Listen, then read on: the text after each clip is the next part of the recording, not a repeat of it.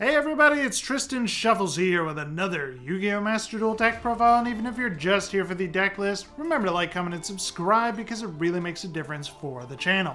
So today, the White Forest archetype released in Yu-Gi-Oh! Master Duel, and it's strong. I've had win streaks go for 5 games or even 7 games in Master Rank with this list.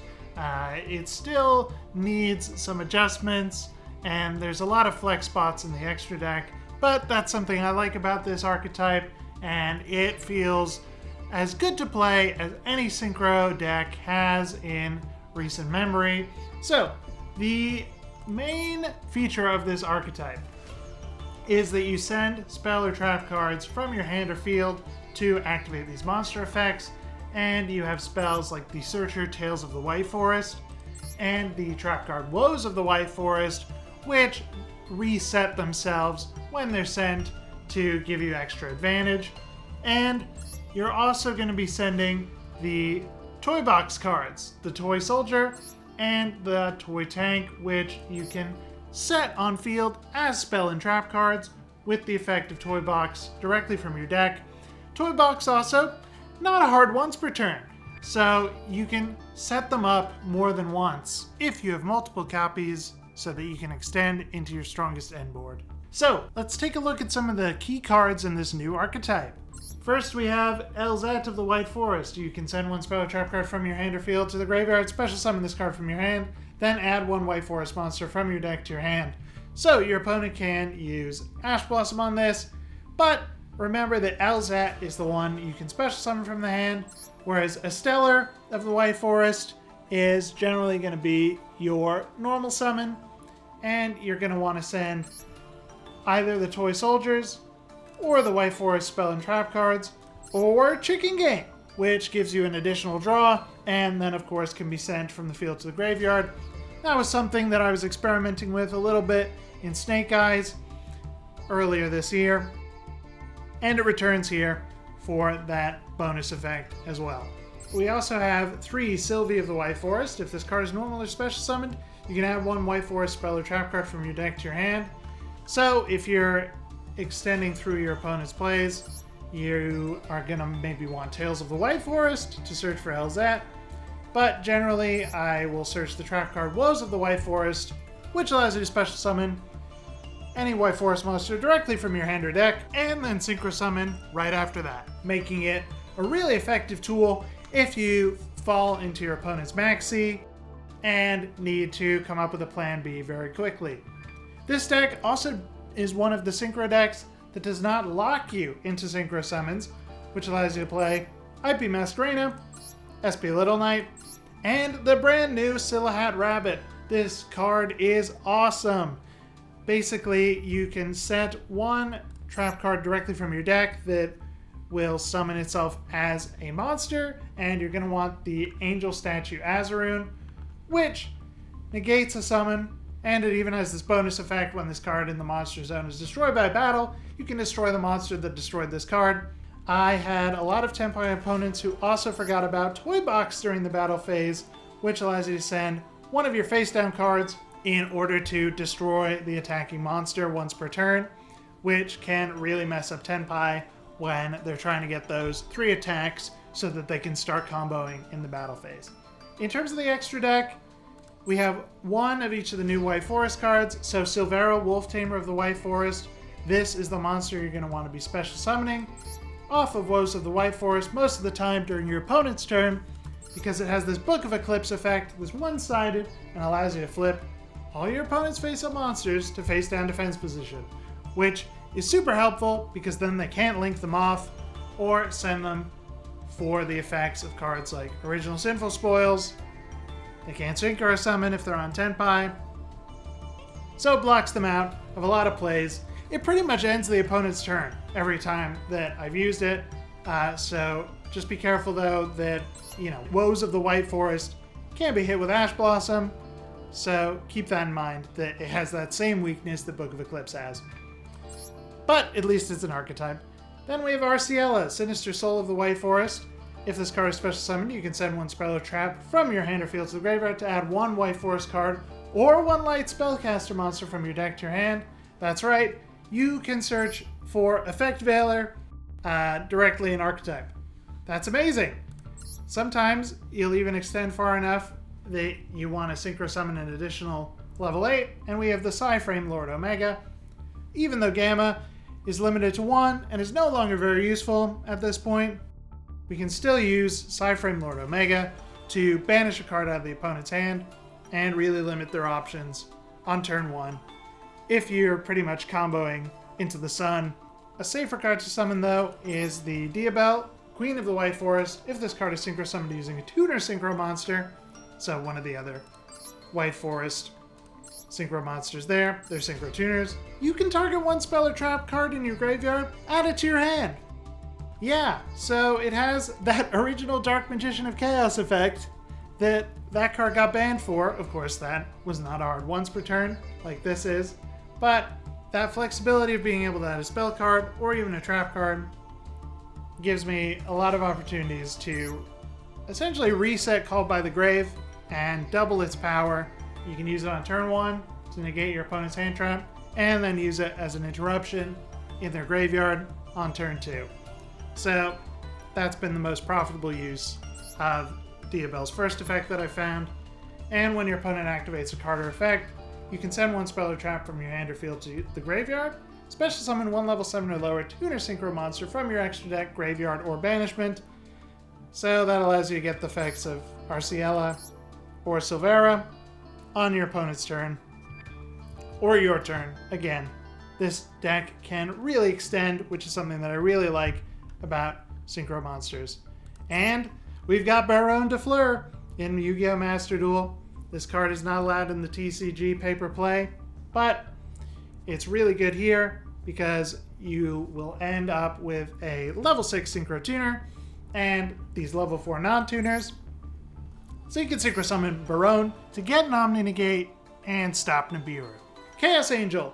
You can special summon this with the Bystials, even though the toy monsters are non-tuners, because all you need is a light attribute monster and a dark attribute monster.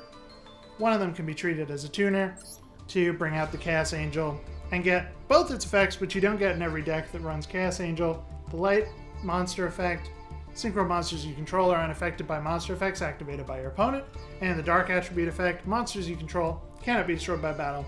The level 12s, though, don't really come up so much. I was trying these out with a Centurion version of the deck. I know a lot of people have those cards already, and you might be thinking, oh, can I play those instead of the toy cards? I found that version to be a lot brickier. However, I think that it's good to have Crimson Dragon so that you can bring out alternate level 10s to the one you already have on board if the levels aren't adding up quite right. Or ideally, if you've got Legatia on your field, you can bring out the Cosmic Blazar Dragon.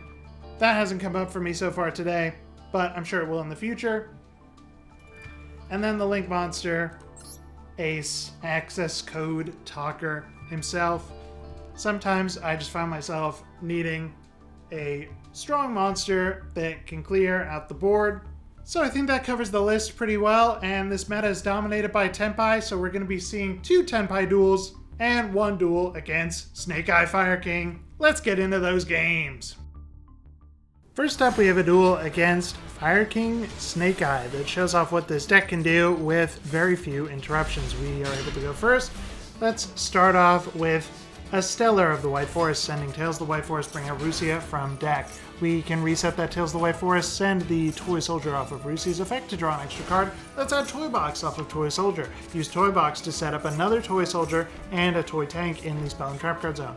We synchro summon into Arciela, Sinister Soul of the White Forest, send the Toy Tank, add Woes of the White Forest. Then Toy Tank returns as a monster card, and we can synchro summon Baronne de Fleur.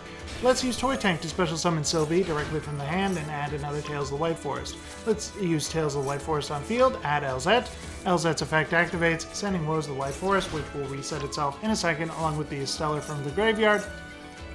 Now, the opponent uses Nibiru here, but it's way too late for that. Let's negate and destroy that. Special summon Silhouette Rabbit from the extra deck, and set Angel Statue as a rune.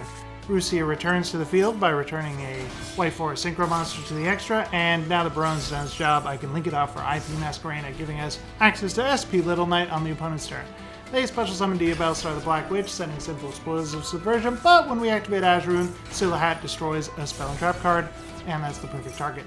The opponent summons Snake Eye Ash, but it's not enough. We've got Effect Veiler as well, and let's use Woes of the White Forest to close out this game with Silvera, which will set everything face down, locking them out of Link summoning effectively, and they have to concede from there. For game 2, we have a duel against Tenpai Dragon. The opponent has selected going second, meaning they're on Tenpai. That's okay, we can prepare for this. Let's use Toy Box to set up the Toy Soldier and the Toy Tank in the Spell and Trap card zone. Then I'm going to use LZ, and no, they have the Maxi. Okay, we have to close off our own plays here, just normal summon Sylvie, add Woes of the White Forest, set everything we can, and pass. Maybe it would have been better to keep Imperm in hand here, but even if they have Spell and Trap card destruction, we still have some options. Okay, Woes of the White Forest allows me to special summon Chainlink 1, we use Silvera's effect, they chain Forbidden Droplet, we chain Infinite Impermanence, now Sylvie's effect is live in the graveyard, bouncing it back to the extra deck, but they've got Bystial Magnuma, doesn't matter, it's still returned to the extra deck, so all their monsters are turned face down, they don't even get the Magnum effect. It's our turn and time to close this out. Let's summon the Toy Soldier by bringing it back to the Spell and Trap card zone and then sending it off of Rusia here. Oh, we have Maxi ourselves, that's pretty good. Now we use Toy Soldier to add Toy Box to our hand, and now with Arciela, we are going to send the Toy Tank, and the opponent concedes, realizing that they have no counters left to stop White Forest. So it's time for game 3, and it's another game against Tenpai. That's just the way the meta is right now. Unfortunately, we haven't drawn any White Forest cards, so all I can do is use Toy Box to set up the Toy Soldier and Toy Tank, set Called By and Imperm along with passing. I activated Maxi, and I really try to not show replays where I'm the one using Maxi, but I think that it turns into a pretty interesting game state later on, so it's worthwhile. Let's bring back the Toy Soldier and Toy Tank, even though everything else we got on our field was destroyed by Lightning Storm. They use Sengen Kaiman. I negate that with Ash Blossom. They have 2 Chandra. I wasn't going to be able to negate either of these monsters' effects during the battle phase because it's in the damage step. They bring out the Sengen Pipeline Dragon, and they bring back the Fadra. And now it looks like they're going to Synchro Summon the level 10, so I used Roosworm while I still can, before I can't activate it anymore. They bring out the Sengenpai Transcendent Dragon, turning the Toy Tank into attack mode, and they destroy the Druis Worm and the Toy Tank. But that last attack from their second Chandra is not enough. They can't Synchro Summon anymore with those levels. Alright, so now we have a pretty good hand, and oh, it just got a little better. Let's use Infinite Impermanence on their first Chandra, and on their second Chandra, just so they can't special summon anything else in the battle phase. Let's use Toy Box, set up the Toy Tank and Toy Soldier once again, and we can send them with LZ of the White Forest, allowing us to get into our mainline combo. But they have Droll and Lockbird.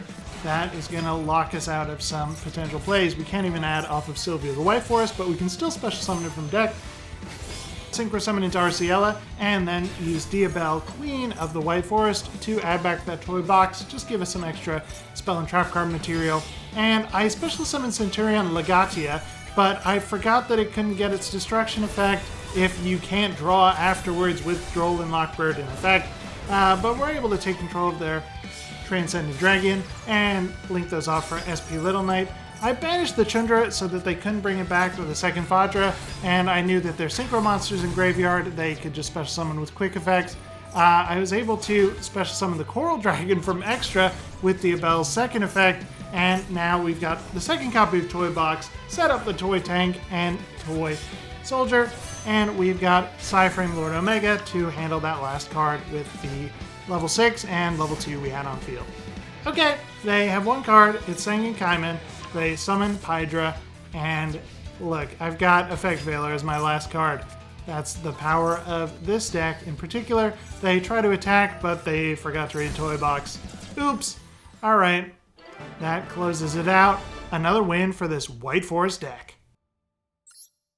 So we're back with the deck list, and I think that the Toy box monsters alongside the Bestials and Silhouette Rabbit are the best way to supplement the White Forest strategy and succeed in the higher ranks. All in all, White Forest is a really powerful deck that is slightly inconsistent but rewards thinking on your feet, which is something that I'm always looking for in new decks. That'll do it for this video. Remember to like, comment, and subscribe if you haven't already. This update brought a lot of new content to the game, so I'm excited to explore it further in the next one. See you all then.